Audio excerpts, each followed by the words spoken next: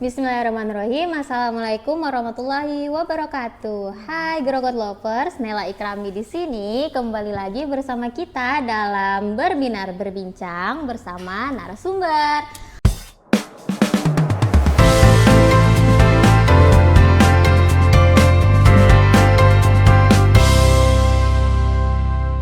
Oke, kali ini kita akan membahas topik kesehatan yang menjadi salah satu penyebab terbesar balita di Indonesia yang akan dibawakan oleh dokter kita. Sebelum itu kita perkenalan dulu ya, silahkan dokter. Halo Mbak Nela, halo semuanya. Perkenalkan saya Dokter Indah Purnamawahda, dokter baru di Puskesmas Grogot ini. Oke, di sini kita akan membahas tentang penyebab penyakit yang paling sering ya Mbak ya? Iya. Pada balita ya, itu yaitu pneumonia. Oke, mana pneumonia, apa sih pneumonia itu?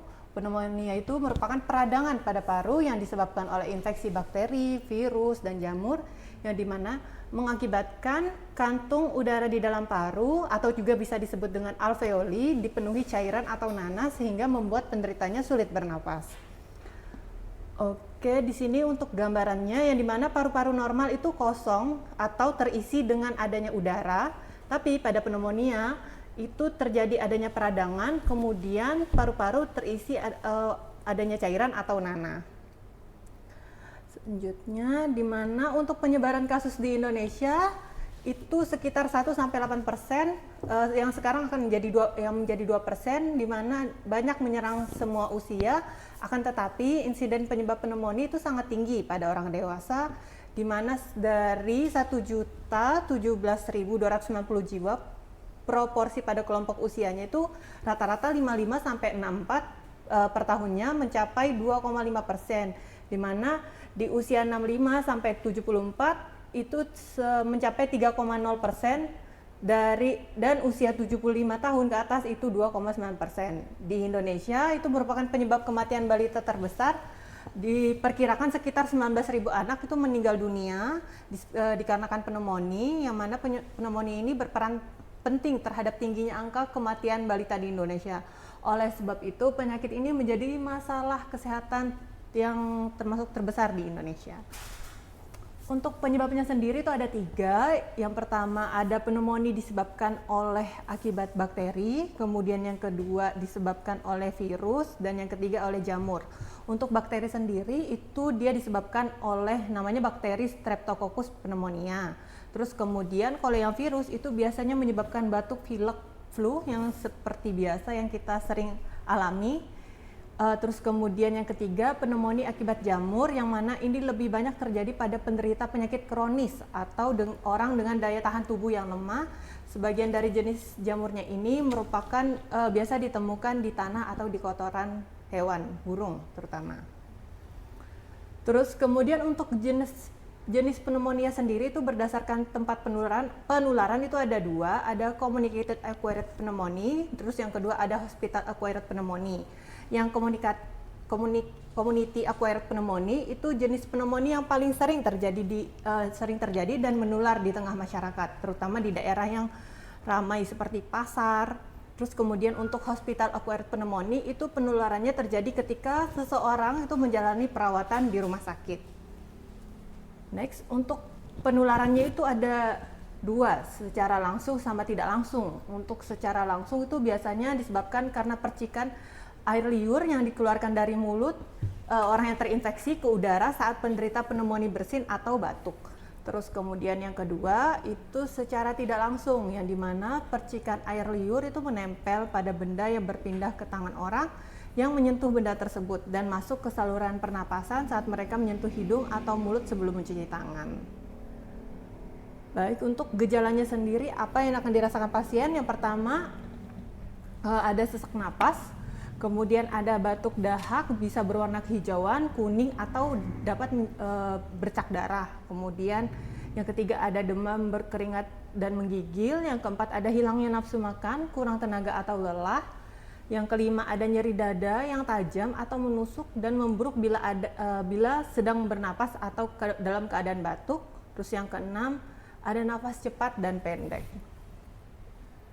Terus siapa saja sih yang beresiko terkena penyakit pneumonia? Itu semua orang bisa memiliki resiko terkena pneumonia dan resiko tersebut meningkat pada bayi di usia di bawah 2 tahun dan lansia di atas 65 tahun. Untuk ada juga yang pertama itu karena gaya hidup sama komorbid dan penyakit bawaan. Untuk gaya hidup sendiri itu bisa dari merokok, konsumsi alkohol yang berlebihan, kemudian bekerja di tempat yang mudah terpapar asap, gas, dan bahan kimia yang berbahaya. Kemudian untuk yang komorbid dan penyakit bawaan biasanya itu disebabkan resikonya penyakit paru kronis, kemudian penyakit jantung kronis, penyakit ginjal kronis, diabetes, dan asma. Terus untuk pengobatannya sendiri itu ada non farmakologi dan farmakologi. Untuk non farmakologi itu biasanya kita lakukan fisioterapi, kemudian diberikan oksigen, kemudian untuk farmakologi biasanya untuk obat-obatan sesuai gejala, kemudian ada antibiotik dan cairan.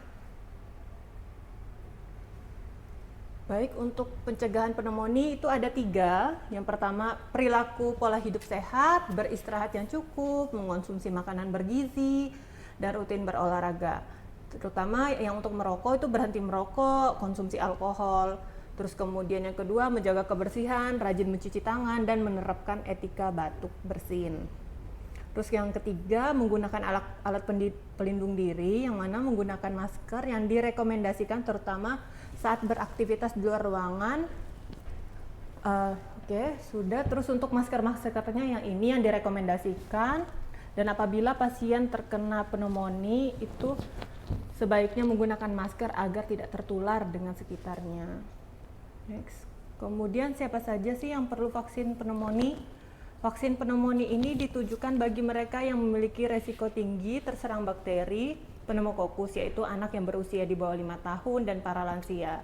Selain anak-anak dan lansia, vaksin pneumonia juga perlu diberikan kepada orang-orang yang memiliki penyakit atau kondisi medis tertentu, seperti misalnya daya tahan tubuh yang lemah, misalnya pada pasien dengan infeksi HIV dan efek samping kemoterapi, di mana pada pasien HIV dan pasien dengan kemoterapi itu memiliki daya tahan tubuh yang lemah sehingga rentan terhadap penyakit yang ada di sekitarnya. Kemudian untuk yang kedua ada kelainan bawaan lahir seperti kelainan kongenital, contohnya itu ada penyakit jantung bawaan. Kemudian yang ketiga itu ada penyakit kronis seperti asma, diabetes, dan gagal ginjal kronis. Kemudian yang keempat itu ada kelainan darah seperti talasemia dan anemia sel tabit. Dan yang kelima ada riwayat operasi seperti ada operasi implan koklea, transplantasi organ, atau pengangkatan limpa. Terus yang keenam itu ada kebiasaan merokok. Untuk waktu pemberian vaksin PCV itu kapan sih? Itu vaksinnya itu diberikan pada usia 2, 4, dan 6 bulan, lalu diulang pada usia 12-15 bulan. Bagi anak usia di atas 2 tahun yang belum menerima vaksin PCV atau belum memenuhi vaksinasi secara lengkap perlu mendapatkan 1 dosis vaksin, apalagi jika memiliki penyakit tertentu. Orang dewasa yang berusia 50 tahun ke atas itu juga perlu mendapatkan PCV 13 hanya 1 kali untuk seumur hidup. Oke, sekian dari presentasi mengenai pneumonia ini. Gimana nih Mbak Nela?